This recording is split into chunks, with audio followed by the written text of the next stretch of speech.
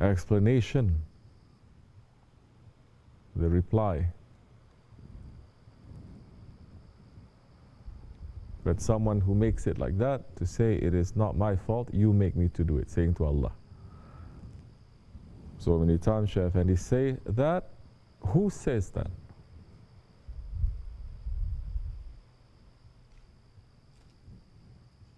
Shaitan. Do we take it anywhere else other than that? Do we? No. That is enough for us. Because now when you say wrong things are happening and you make me to do it, Ya Rabbi, that is not where at the level of our understanding and our practicing of the faith, it is going to give us any benefit. That will fall under Malayani. Even if you understand how you're going to practice that. If anything, Shaykh Effendi is saying, difference between Hazrati Adam and Shaitan. Shaitan is saying, Allah knows everything, He is in control of everything. Nothing happens without His permission, so even my wrong action, it was His permission and His power. He is the one who's making me to do that. Some way, somehow, kind of makes sense. Kind of. I'm saying kind of, and giving him a very big. And when it was reported to Hazrati Adam, why don't you say that? That you make that mistake too, eating from the forbidden fruit, that Allah is all-seeing, all-knowing, He decides on everything. Why don't you say that it is not me, it is Allah who's making me to do it? What did he say? Anybody remember what he said? What his reply is? Huh? He's saying, I'm too shy and shame to even say that. Oh, now, then this is faith. Modesty. Meaning what? Knowing where your limits are. Hazrati Adam, and that is Shaitan. You understand? And these are Hazrati Adam, what he was doing then, he was affecting all of humanity until Judgment Day. What are we doing that is really so huge, so big, that is affecting humanity until Judgment Day? Majority, not really. Not really. Maybe he has the right, if anyone has the right, he has the right to say, it is Allah who's making me to do it, it is taqdir. But the believer says, Allah is saying, I'm wrong, I'm wrong. I'm not going to say, you are the one who's making me to do it. Just as we said before, Allah openly saying, what? To know that everything bad that happens to you, it is from your ego. Anything good that is happening to you, it is coming from me, from Allah, from my majesty, from my mercy. How are you going to put those two together then? Because underneath everything, we're talking about mankind, bottom line is, Allah is the only one in existence who has will. And no one can go against His will, correct or no? Angels, they have will? No. Animals, they have will? No. Nothing in existence really has will. Allah has complete will.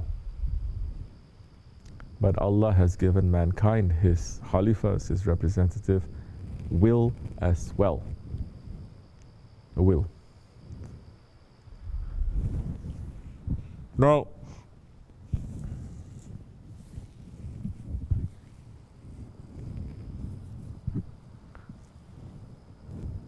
nobody can say, I don't know what Allah's will is. Can anyone say, I don't know what Allah's will is? He has sent enough prophets and enough salihin and enough awliya He has sent enough books. He has given us intelligence, faith. He's given us enough signs everywhere, over and over again. He's saying, this is my will, this is my will, this is my will. Correct or no? Can anyone deny, I don't know what Allah's will is? No. It's there. So, now you make the choice. Are you going to follow Allah's will, which is clear, or are you going to take another course of action that is going to be opposed to Allah's will? That's all. And we take that course of action that is against Allah's will.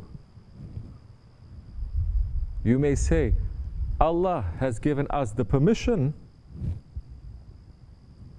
to have a will and to take an opposite will from His, but He's saying it comes with consequences. There are results to that. And the consequence is no good. And what is Allah's will? Allah's will is, you have a will, come back to mine.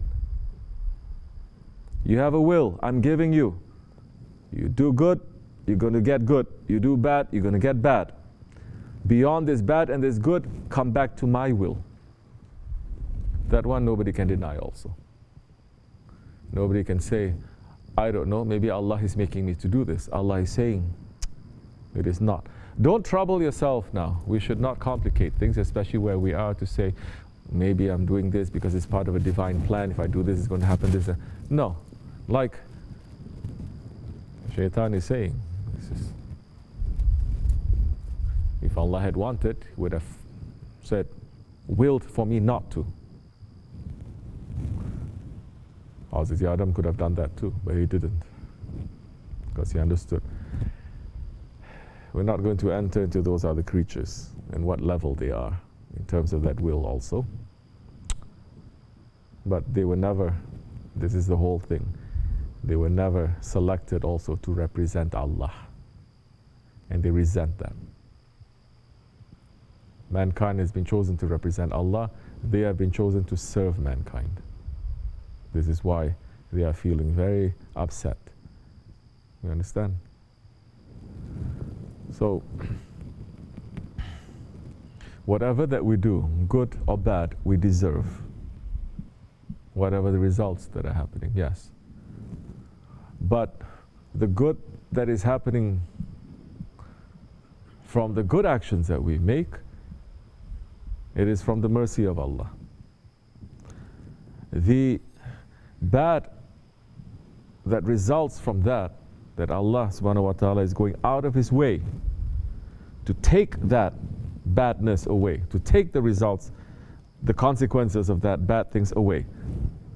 That He's always saying, turn to me, I'm here, ask me for forgiveness, turn, turn and turn. How can we say now also that Allah is willing for us to be punished? How? You can't, correct? Let's say, for example, you have a cop waiting for you on the highway, catching you. If you speed, correct? You're shocked. Suddenly you just appear out of nowhere. Then you may say that one is there to catch you and you have to pay your fine, your ticket, correct? But what if you know that there's a cop there, you don't know, but when you start off from your home, there are 100 signs that literally says, there's a cop over there, he's going to give you a ticket, turn from your wrong actions of speeding. Another sign saying there's a cop, another sign saying there's a cop, then this sign saying this is the last chance. Then after the cop, it says, do this. Okay? Do this. Then you're going to reduce your ticket. Do this other thing. You're going to reduce it even further. Do this other thing. It's going to completely take your ticket away. Now can you say that that cop is there to catch you? No. Then you are going to understand that this whole thing is for you to understand yourself, how you are working. To understand now the mercy of Allah and the forgiveness of Allah. And if you run away from the mercy of Allah, you run away from the forgiveness of Allah, you cannot blame Allah. That time when it says, okay, you refuse, you become blind, then this is what's going to happen. Now, you can never blame Allah. You can never blame that cop. I mean, such a cop never exists. But imagine if it were.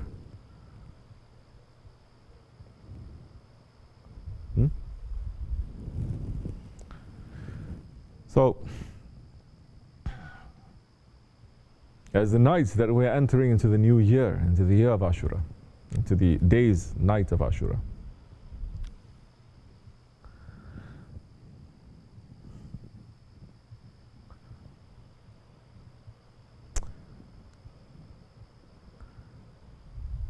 when we make a mistake,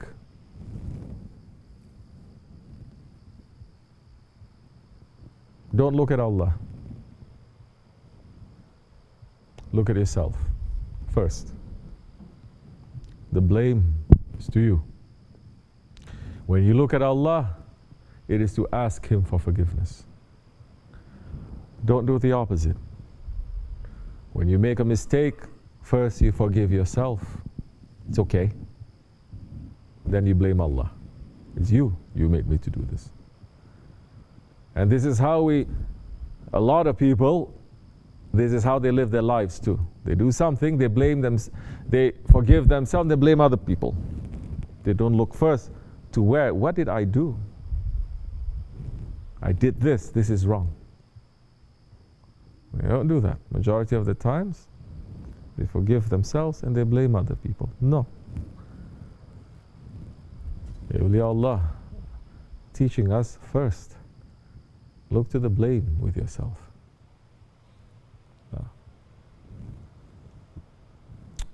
Forgive others. Don't you see, even on Judgment Day, we cannot blame Shaitan. We cannot even blame Shaitan. How are we going to blame Allah now? To say, these things that I'm doing, oh, it is according to your divine plan. That I'm sitting here, I'm going to pull this gun to this person, and I say, well, Allah is the one who's making me to do it. Because if He wanted, He would have stopped me. But He didn't, so He made me want to do it. Or I'm a test to you. Don't you know? So many places they do that. People with evil intentions, evil things, and they do, and they say, I'm a test to you. From your Lord, from your Prophet, from your Shaykh, I'm a test to you, don't you know?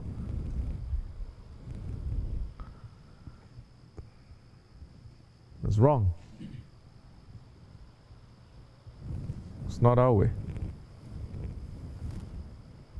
Because the one who tests Allah is Prophet ﷺ. How should the one who tests?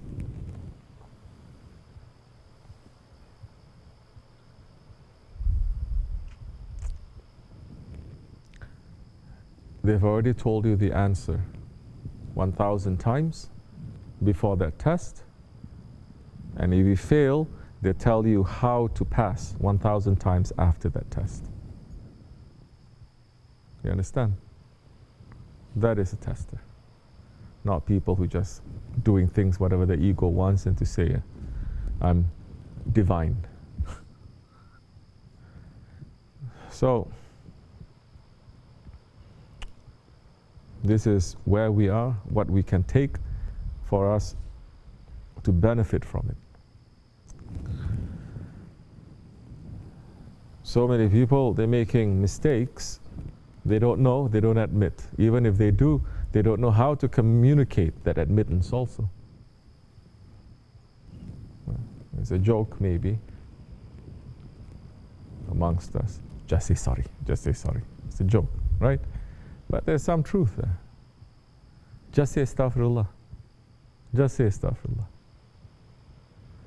But so many, they don't even want to say that. They don't know how to say that. They don't know when to say it.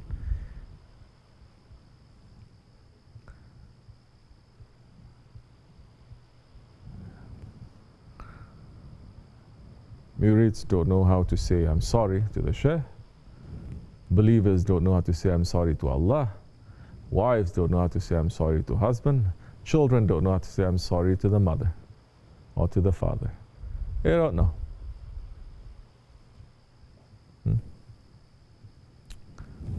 So,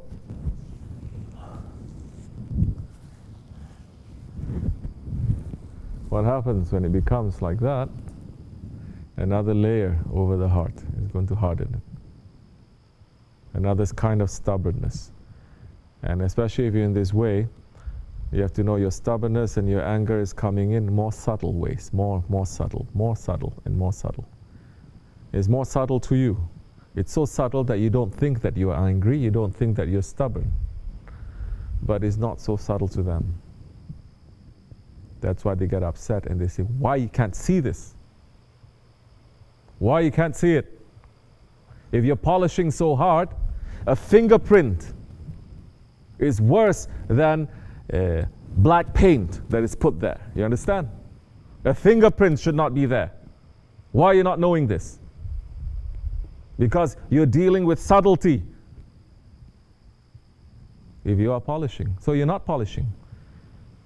You're just doing it for show. Stop that. If you're really polishing, you should see that.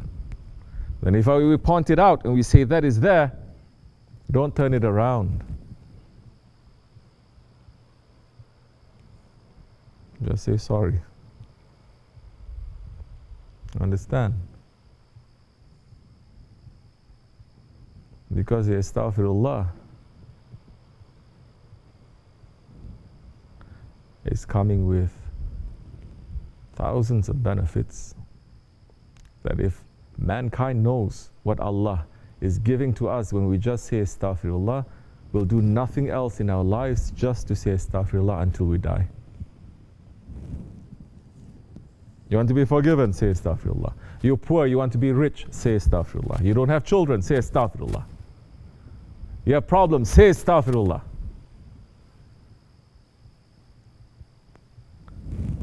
Well, people don't know. They're sticking to their stubbornness.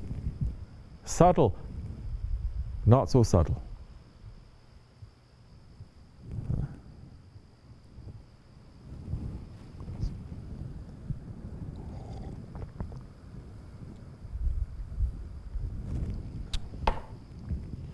What astaghfirullah is doing?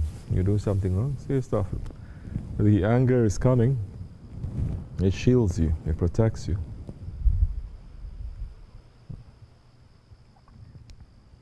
Something, we see something, we don't understand, because maybe sometimes you don't understand what wrong you've done. Okay, fine. Say astaghfirullah. What is that going to, what are you going to lose from that? Nothing. But it stops that anger from coming. How a person is not going to say that? How a believer not going to say that? How a murid is not going to say that? To stop that anger from coming. Stubbornness. I didn't do anything wrong. I didn't say anything wrong. Maybe to where you are, but you're not here. We're not here to look from our eyes. We're here to look from our Shaykh's eyes. We're here to have what? Whose vision? The vision of a believer, because he looks with his own eyes. He sees with the eyes of Allah, with the nur of Allah. So,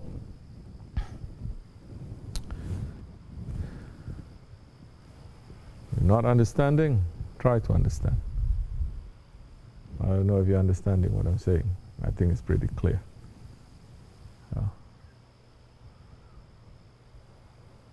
It cannot be. Proudness is only for Allah. It's not for the servant. Wa min Allahu tawfiq. Fatiha. Amin. Assalamu alaikum.